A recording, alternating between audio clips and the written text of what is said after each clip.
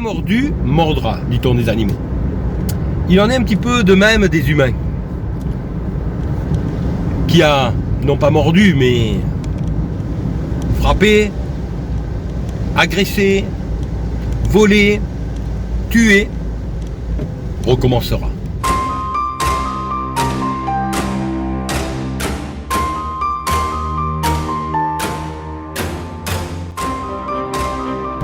Alors la question qui se pose est de savoir comment faire en tant que personne qui doit combattre ses démons, c'est-à-dire corriger ses défauts, puisque nous avons tous des défauts, puisque nous agissons tous parfois d'une manière qui ne convient pas, et en tant que personne extérieure qui subit les défauts de quelqu'un. Prenons l'exemple classique de la personne qui ne se contrôle pas. Dans les jeunes années, rares sont les personnes qui ne sont pas passées par là, hommes ou femmes. Nos émotions prennent le dessus, nous nous emballons, la violence prend le dessus.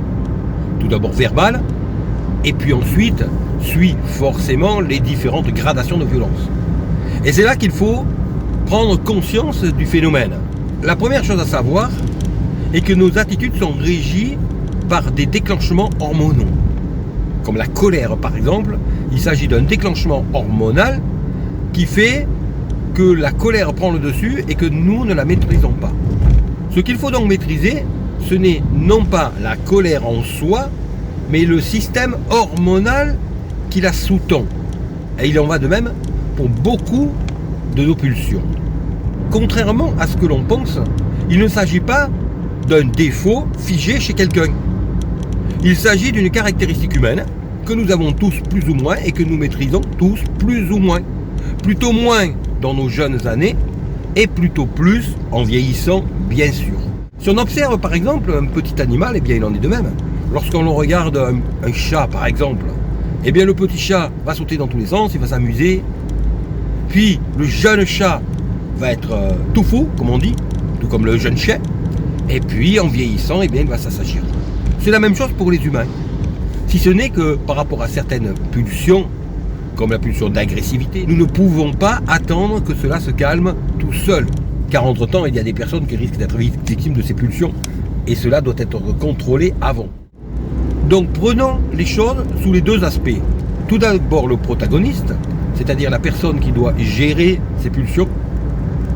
Et ensuite, dans un deuxième temps, l'entourage qui doit gérer la personne qui doit gérer ses pulsions, sachant que nous sommes tous à la fois personnes qui devons gérer nos pulsions et personnes qui devons gérer les pulsions des autres, quelles qu'elles soient, puisque si nous n'avons pas certaines pulsions, nous en avons d'autres.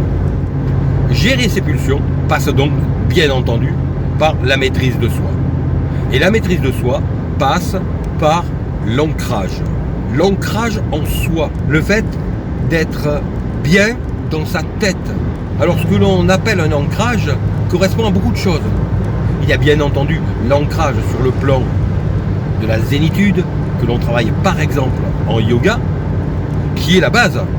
Mais il y a sinon l'ancrage social, qui consiste à avoir un logement, à avoir une vie saine, à avoir un travail et à avoir une vie sociale. C'est ce qui fait que nous sommes ancrés en nous, dans la vie. À travers cette maîtrise de soi, nous devons apprendre à nous voir avec lucidité et admettre ce que nous devons travailler en nous. À partir du moment où nous avons admis nos défauts, nos travers, nos pulsions, là commence le travail sur soi qui consiste à apprendre à maîtriser nos pulsions. Et ces pulsions se travaillent en ayant conscience et en se concentrant. Et je pense que cela se fait très bien pour tout le monde. Tant que l'on ne rentre pas dans le domaine de la dépendance, quoique on pourrait considérer malgré tout qu'un fumeur, qu'un alcoolique peut également maîtriser ses pulsions en les réduisant petit à petit. L'esprit peut maîtriser les pulsions qui sont matérielles. Et cela est une chose très importante. Dans un deuxième temps, lorsque nous devons gérer les pulsions d'autrui, de personnes de notre entourage. Tout comme les personnes de notre entourage doivent gérer les nôtres. Lorsque nous sommes face à des pulsions acceptables qui ne nous mettent pas en danger, il y a surtout la discussion.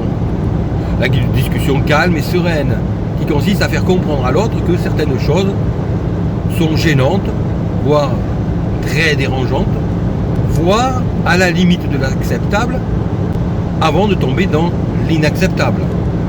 Et lorsque l'on arrive au dépassement de cette frontière de l'acceptable et que l'on tombe dans l'inacceptable, et bien là, il y a donc les premières mesures à prendre. Quelles sont-elles? Nous allons prendre par exemple la personne agressive, voire violente.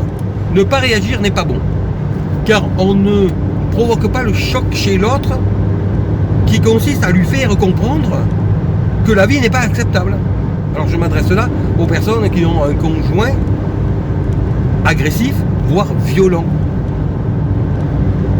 Il ne s'agit pas de simplement ne pas accepter. Il faut discuter bien sûr, mais bien souvent cela ne suffit pas. Et donc il faut provoquer un choc. Et c'est là qu'interviennent les stratégies. Comment provoquer un choc? Il y a une stratégie qui est très simple, qui consiste à disparaître un temps pour provoquer un choc et faire comprendre à la personne que ce qu'elle nous fait vivre n'est pas possible. Alors bien entendu, il faut faire les choses intelligemment, il faut prévenir.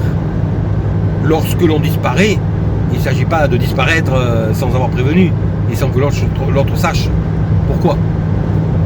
Par contre, lorsque l'on disparaît 3, 5 ou 7 jours, selon l'importance du choc que l'on veut imprimer, 3 jours comme un week-end, 5 jours comme une semaine ouvrée, ou 7 jours comme une semaine complète, eh bien cela permet de laisser l'autre seul avec lui-même et de réfléchir.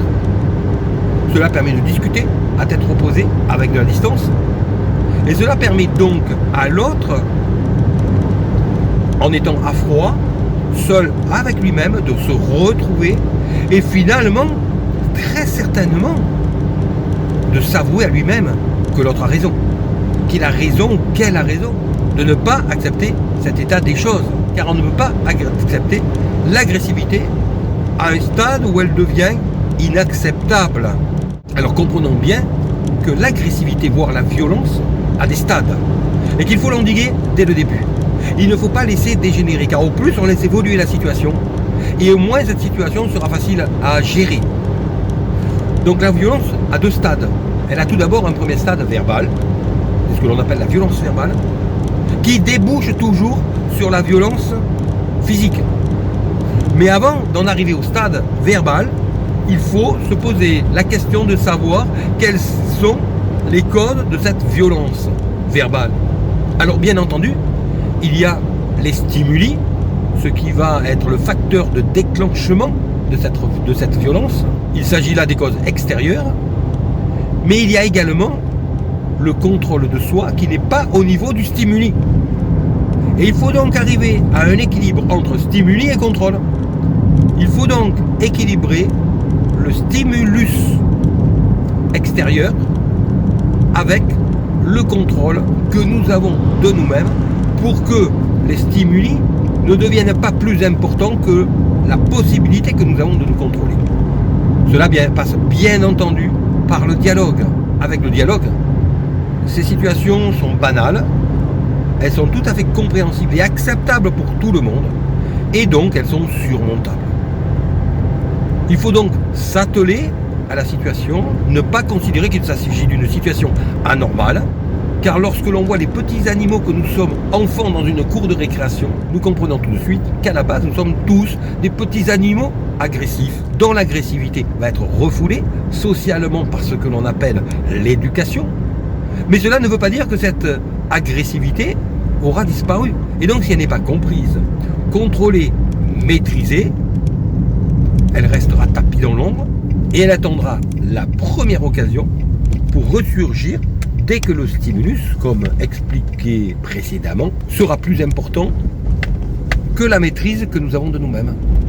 J'ai traité ici le problème de l'agressivité et de la violence, mais cela n'est qu'un exemple parmi la foule des pulsions que nous avons. Et nous pourrions nous amuser à en prendre la liste pour nous jauger pour chacune de ces pulsions que nous avons, qui font partie des constantes humaines.